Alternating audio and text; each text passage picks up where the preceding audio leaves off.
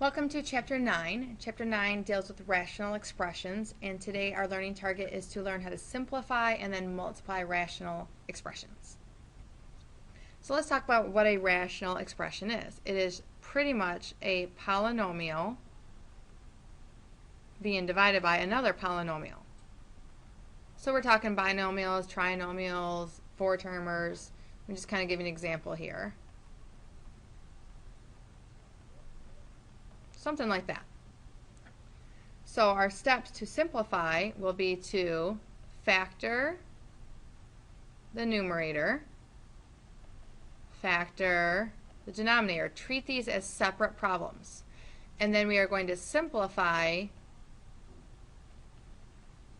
or you can call it reduce, by canceling entire sets of parentheses or monomials. So let's look at this numerator, okay? Totally ignore this denominator right now. Let's just look at this. What can we do to factor? Well, that's a binomial, and the first thing we look for is a GCF. We can pull out an x. So if I divide by x, it'll give me this left over. My denominator is a monomial. There's nothing I can do. Well, these two are monomials, so these two can be reduced. I can cancel this out altogether, and then this one reverts to just an x to the 1. And that leaves me with x plus 3 all over x. And again, because this is a binomial, you can't take things out of the binomial without getting rid of the whole parenthesis, so there's nothing else I can do. Alright, let's factor this numerator. The numerator to be factored is a trinomial. I would do one of these things, -6 and -5. What numbers will multiply to give me -6 and add to -5? So in one parenthesis I put -6, the other one I put a +1. This denominator is a perfect square problem.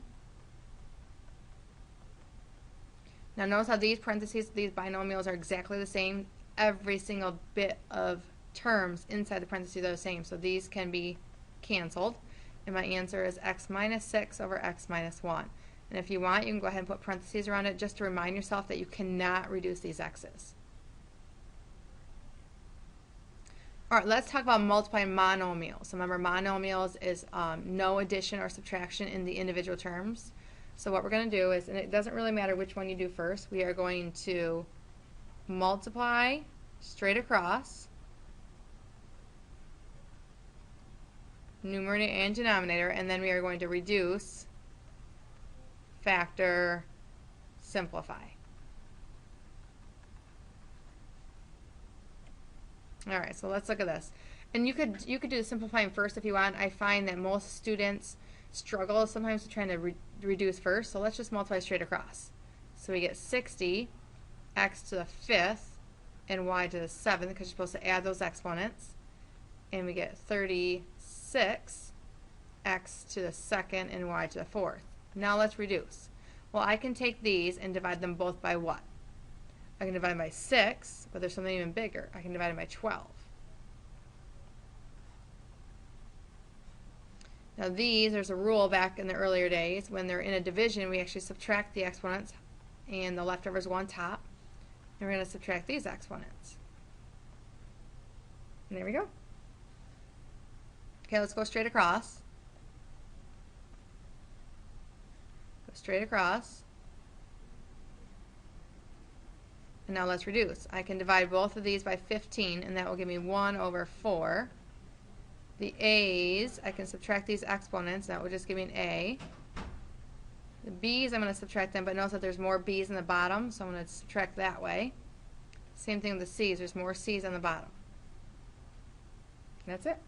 And if you don't want to put the 1 there, that's fine. You could just write it like this. But what happens when it's not monomials anymore? Now there's monomials and binomials and trinomials and everything. So it's a little bit more like what you're going to see over and over and over again. Well, what you're going to want to do here is you are going to want to factor each numerator and denominator by itself. Okay? Then we're going to want to see if we can reduce or cancel, and then we are going to multiply straight across. without actually distributing. There's no point in distributing. So that first one is going to be factored to x minus 2, x plus 2. That's a perfect square factor problem. Monomials cannot be factored, so we're going to leave it that way. We're going to leave that monomial. And then this binomial stays the way it is because I can't do anything. So what I notice here is that these set of parentheses, top and bottom, are the exact same. So I'm going to get rid of those. Now I can reduce these. Okay, 6 divided by 3 is 2. And x squared divided by x, well, that x will just disappear, and that would just become an x to the 1. Now let's see what I have straight across. I have 2x to the 1, and then I've got this parenthesis. And if you look closely, there's nothing left over on the bottom. So since I've gotten rid of everything I need to get rid of, that's my answer. I'm not going to distribute. Alright, so let's go ahead and factor this out. What these have in common is a 2x, and that leaves me with 2 minus x. I can factor this one. This is a trinomial. That's a monomial. There's nothing I can do. Here's a trinomial.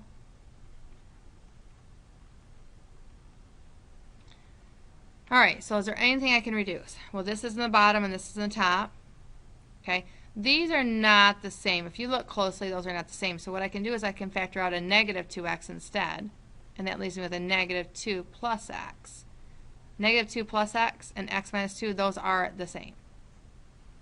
So now let's multiply straight across. I have negative 2x, and I have this parenthesis. In the denominator, I've got this 2x still. Now I can reduce these monomials into just negative 1, and there I go.